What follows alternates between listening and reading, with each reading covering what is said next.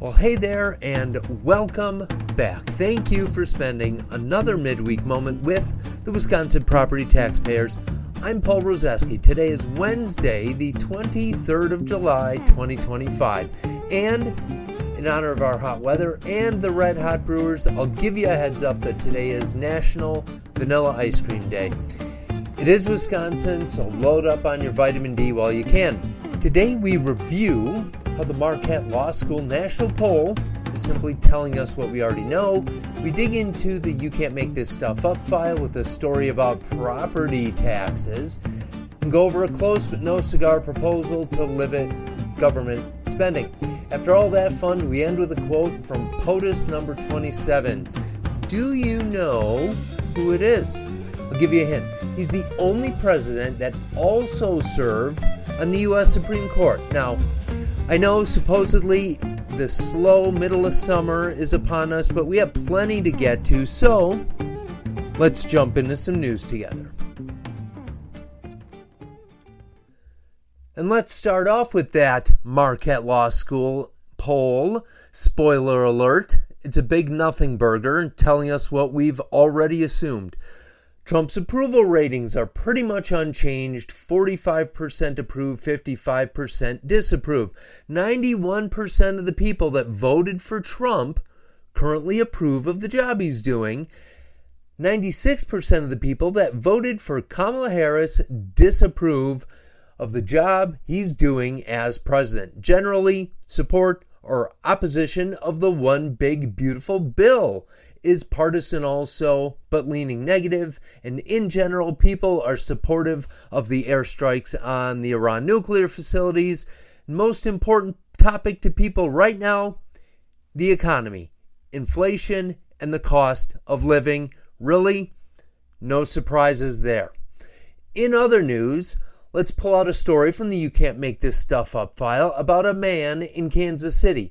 He decides he's going to start a business in kind of a rundown part of town. It used to be industrial, used to be booming before the GM plant closed, and now it's just been slowly decaying, and it's probably where he could actually afford to start a business. So what does Max Popoff do? He takes two rough around the edges buildings and he cobbles together two small live music clubs. It's kind of funny. He named one Howdy and the other one Farewell.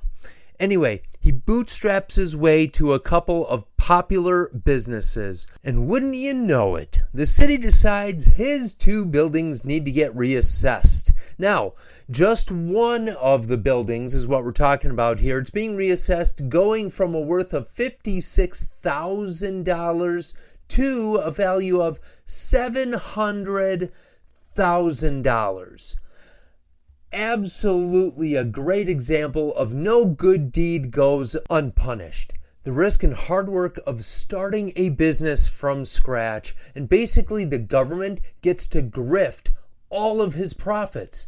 The owners had to go to a GoFundMe page and is scrambling to keep the concept the same and the doors open.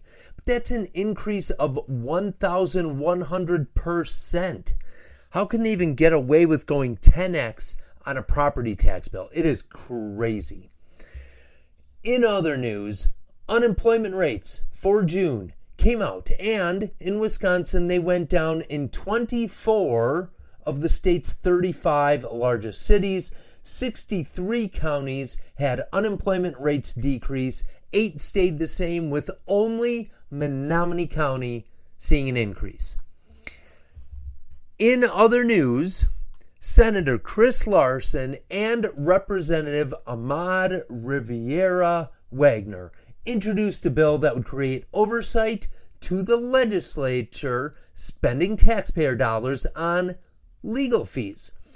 The Democrat lawmakers think that spending $26 million since 2017 on private lawyers is a lot of taxpayer money that should be more transparent, since in that time the Republicans were in leadership, so it was all dollars going towards them bickering with Josh Kaul and Governor Evers. Granted, they didn't initiate all of it. It was just the nature of what was going on. So they argue that since we're talking taxpayer money here, this should be more transparent. And since there aren't even any limits on the amount that can be spent on lawyers, it should at least be put to a full vote of the legislature. So, is there motivation about the, quote, trust and transparency, unquote, of government spending? Possibly. Is it to potentially get the minority side of the aisle to get leadership to be able to tip their hand on possible legal maneuverings? Possibly.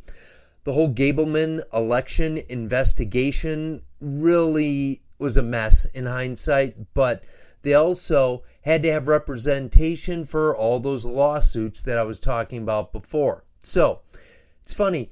It just hit me how Josh Kaul's expenses to all of this isn't called into question. When he sues the legislature or signs on to a letter to sue the federal government, all that kind of stuff. But anyway, is this simply creating a bureaucratic step that will slow down progress, or is it a measure of transparency? Not sure. Is this the way to do it? Maybe. But just like Governor Evers will never sign a bill taking away any power of his veto pen, the Republicans will never let this bill get anywhere near the light of day. And finally, I give you the promised quote from POTUS number 27. Let's see if you guess who it was. This gentleman served as President of the United States from 1909 to 1913 and served as the 10th Chief Justice of the United States from 1921 to 1930. None other than William Howard Taft, who said, and I quote, "A government is for the benefit of the governed, not the governors." Have a great second half of your weekend. As always, thanks for listening.